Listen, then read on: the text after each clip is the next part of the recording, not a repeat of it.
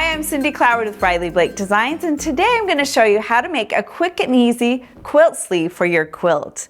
Many times you're making a quilt to be displayed on a wall, or maybe you're entering a quilt into a fair or a quilt show that requires a quilt sleeve. It's a way, let me show you what I'm talking about. It's a way to make a sleeve in the back of your quilt, to put a rod, or I use this metal rod. This is what I use to mount my quilts in my home. Like this. It's an easy way to mount your quilts on the wall for display purposes. This is one of my favorite quilts. I got this quilt many years ago at an auction, and I love this quilt. It's so beautiful. It uses Riley Blake fabric, and it's just a favorite piece of my home, and it's how I display art in my home, is my quilts. So let me put this to the side. And let me show you how to make a quick and easy quilt sleeve using a serger. Now we all know regular bolts are about between 43 and 44 inches wide, and you can use a regular bolt of fabric to cut your sleeve out. But if I have an extra large quilt, or if I want to make a lot of sleeves, I love wide backs. They're 107, 108 inches wide, and you can get a lot of quilt sleeves if you use a wide back. So I'm going to use the wide back today to make a quilt sleeve. Here's my finished one, so you can see how it measures out. And many times if you're entering your quilt into a show, they require a 4-inch quilt sleeve. So you're going to cut out 8.5 inches wide width of fabric. So I got my wide back here, and an easy way to do it is just to have your ruler that's already 8.5 inches wide, and you just pull it down a little bit, and I finished cutting that off. So we'll put our wide back down here.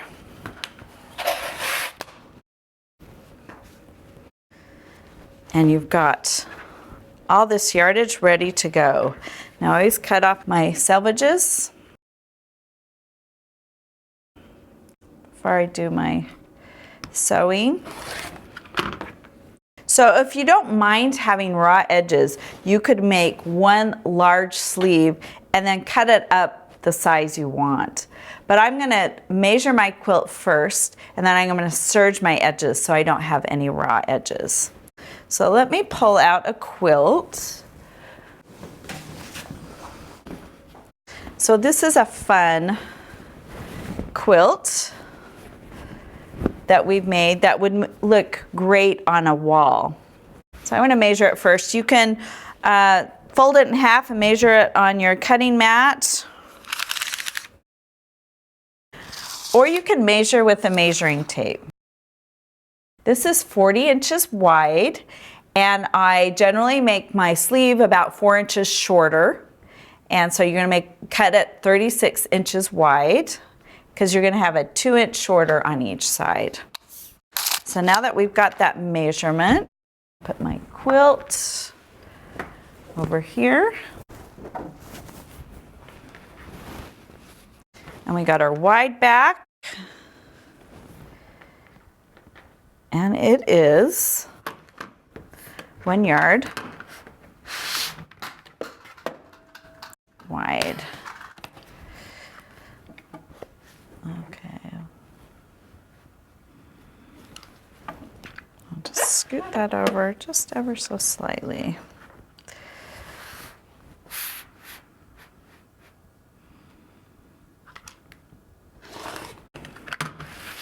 Okay, this is my extra for my next sleeve. Just lay that over there. And this is what I'm going to do. I'm going to take it to the serger.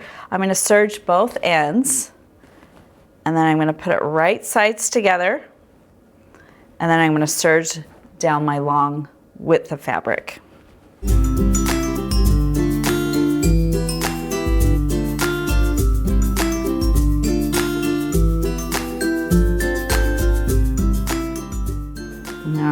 put it. Actually, you don't even have to put it right sides together, because then you're gonna have to flip it inside out. If you didn't want to see a seam, you could do that.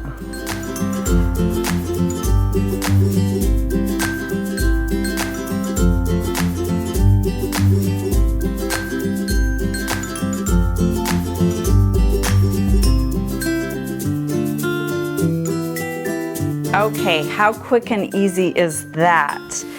And then what I like to do is I'm gonna just trim off my ends right there where I stopped and started.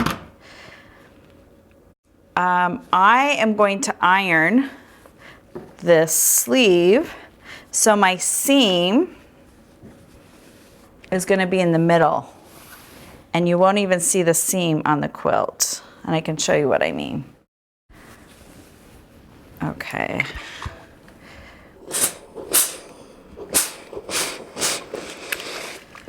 So I'm going to use my clapper to just press that seam right down there while that cools off.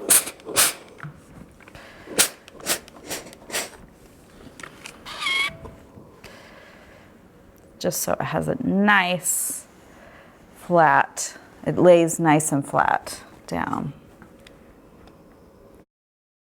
And this is ready to be sewn onto your quilt. So let me show you how to do that quickly. So I've got, note the direction of your quilt. I got these cute cats. We want them facing the right direction. I'm gonna fold that over. Got our label up here. I have seen some people put this, the sleeve into the binding. I usually just put mine after my quilt is bound. Kind of center it on both sides. Take a needle and thread. And I like to use a polyester thread because it's stronger than 100% cotton. And I'm just going to tuck my thread under there. And just like hand binding, I go right along. And then I'm going to sew all along the top, and then I'm going to sew all along the bottom part of my sleeve. Okay, I'm just finishing up here. Make sure when you're sewing that none of your threads are coming through to the top of your quilt. It's just, you're just taking a bite of the back, your quilt backing. Come to the very edge. I like to go through on the corner a couple times so it has extra strength. Knot off, and then I hide my ends inside the sleeve a little bit. Take a look. So you've got your quilt sleeve, your seams hidden underneath, and now you're ready to hang your quilt and display it.